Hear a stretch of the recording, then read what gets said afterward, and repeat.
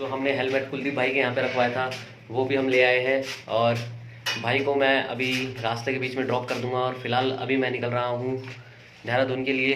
तो कुलदीप भाई का सबसे पहले थैंक यू बोलते हैं। थैंक यू भाई, थैंक यू सो मच भाई, आपने हमें घुमाया। और भाई को भी, नरेश भाई को भी भाई बहुत बहुत थैंक यू। ठीक है, भाई ने, दोनों भाइयों ने हमारा पूरा सहयोग करा। भाई ने फुल एंजॉय कराया, लेकिन ज़्यादा नहीं घूम पाए, लेकिन कोई बात नहीं। लेकिन जितना भी हम घूमे, लेकिन अल्टीमेट था जो हमने फील लिया, जिस चीज़ के लिए बेसिकली हम आए थे यहाँ पे, वो हमारा आने का जो मकसद था वो पूरा हुआ यहाँ पे। तो धन्यवाद दोनों भाइयों को। मैं यहाँ से जा तो रहा हूँ, लेकिन जाते जाते मैं अपने साथ ढेर सारी यादें, मेमोरीज़ और भाइयों का प्यार और जो गांव वाले थे उनका प्यार, छोटे छोटे बच्चे थे उनकी स्माइल, सारी चीज़ें यहाँ पे समेट के अभी मैं यहाँ से सीधा देहरादून के लिए रवाना हो रहा हूँ। तो दोस्तों यहाँ पे कुछ बच्चे मिले हमें जिन्होंने हाय हाय करा हमें। अब करो हाय हाय। तो ये सारे बच्चे मिले हैं, ये सारे स्कूल पढ़ते हो तुम सारे? चलो बढ़िया है।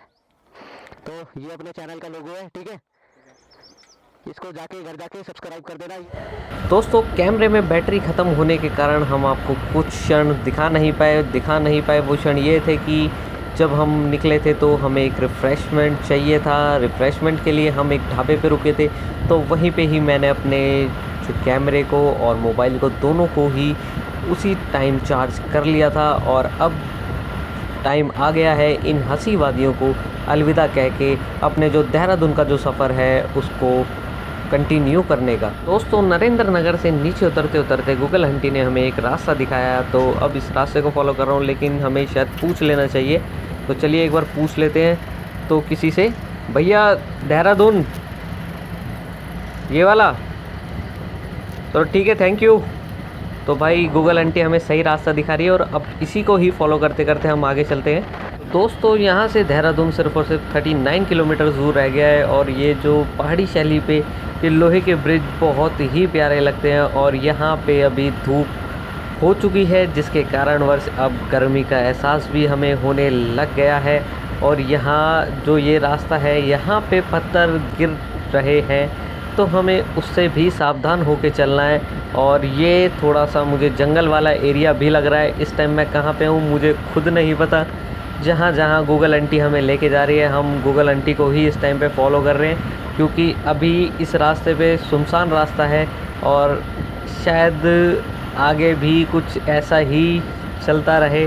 तो भाई इस टाइम पे गूगल आंटी को फॉलो करना ही हमारे लिए सबसे बेस्ट रहेगा ऑप्शन।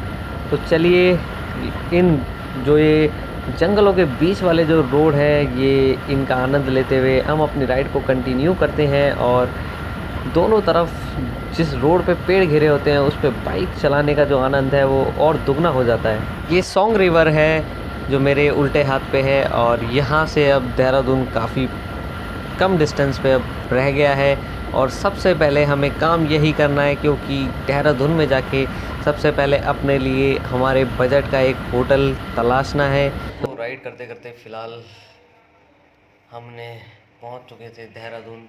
हमने फ़िलहाल गुरुद्वारे के अंदर रूम लिया है, जो कि गुरुद्वारा यहाँ से बस स्टैंड से लगभग 300 से 400 मीटर की डिस्टेंस पे होगा। तो यहाँ पे हमने अपने लिए रूम ले लिया है। और फ़िलहाल अभी जो हमें रूम की कॉस्ट पड़ी है वो पड़ी है 300 रुपये। भाई हालत देखो यार, थकावट इतनी ज़्यादा हो रखी है मुझे, बस अगर मैं लेटा तो बस अभी सो जाऊँगा। धो के रेडी होने के बाद फ़िलहाल अभी मैं लंच के लिए एक ऑप्शंस ढूंढने जा रहा हूँ कुछ, और फिर उसके बाद मैं जाऊँगा गुच्चू पानी, जिसको बोलते हैं, जगह का नाम है रॉबर्ट्स केव, वैसे जगह का नाम है, लोकल लैंग्वेज में गुच्चू पानी इसको बोला जाता है। तो एक बार मेरा वहाँ जाने का प्लान है, तो चलिए एक बार वहाँ चलते हैं और अब सीधा मिलते हैं बाइक पे। फ़िलहाल हम निकल चुके हैं गुच्चू पानी की ओर। और दोस्तों सुबह से मैंने अभी तक कुछ नहीं खाया हुआ, भूख बहुत ज़्यादा तेज़ लग रही है। और अभी गुच्चू पानी जाते हुए रास्ते में अपने लिए कुछ विकल्प खाने के लिए तलाशेंगे और खा के फिर गुच्चू पानी जाएंगे। और देहरादून के अंदर भी भाई बहुत ट्रैफिक होता है, बहुत ही ज़्यादा। देहरादून पहुंच के मुझे दिल्ली जैसे ट्रैफिक की पूरी फील आ रही थी। एक बार फिर से हमें गूगल आंटी ने ख़राब रास्तों में लाके छोड़ दिया है, और रास्ता ऐसा कि भाई सिर्फ़ और सिर्फ धूल मिट्टी से भरा हुआ ये पैच। और यहाँ पे बाइक हो रही है स्केट, तो हमें संभल के भी चलना है। संभलने के साथ साथ हमें ये भी ध्यान रखना है कि टायर वगैरह हमारा पंचर ना हो, क्योंकि अगर ऐसा कुछ होता है तो भाई हम रास्ते में फंस जाएंगे और काफ़ी दिक्कत का सामना भी करना पड़ सकता है। तो चलिए अब देखते हैं ये रास्ते हमें कहाँ कहाँ घुमाते हुए लेके जाते हैं। यार भूख बहुत ही ज़्यादा तेज़ लग रही है यार, कहीं रुक के खाना भी है, तो देखते हैं कितनी देर में खाने को मिलता है कुछ। सो दोस्तों बीच में हमने एक ब्रेक लिया था, वहीं पे हमने अपना लंच भी कर लिया है। अब पेट पूजा करने के बाद गूगल आंटी के थ्रू हम इन गलियों में से होते होते गुच्चू पानी की ओर जा रहे हैं। और यहाँ से तो मुझे ये भी नहीं पता कि गुच्चू पानी खुलता कितने बजे है और बंद कितने बजे होता है। और यहाँ पे जाम, भाई देहरादून में दिल्ली जितना ही जाम लगता है, ऐसा नहीं है कि देहरादून में जाम नहीं लगता। अगर आप आएंगे तो आपको बिल्कुल पता लगेगा इस चीज़ का। दोस्तों मैं गया तो था नदर्स केव, जिसको गुच्ची पानी भी कहा जाता है लोकल लैंग्वेज में, लेकिन बहुत ही ज़्यादा रश होने की वजह से मुझे वहाँ से निराश होकर लौटना पड़ा। और अब कल मुझे यहाँ से निकलना है दिल्ली के लिए। मुझे यहाँ से निकलना है, तो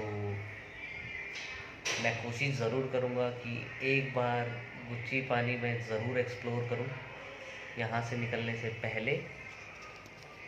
सो आज की वीडियो भाई होप करता हूँ आप सभी को पसंद आई होगी तो भाई लाइक कमेंट शेयर और चैनल को ज़रूर सब्सक्राइब करें और अपना योगदान दें हमें।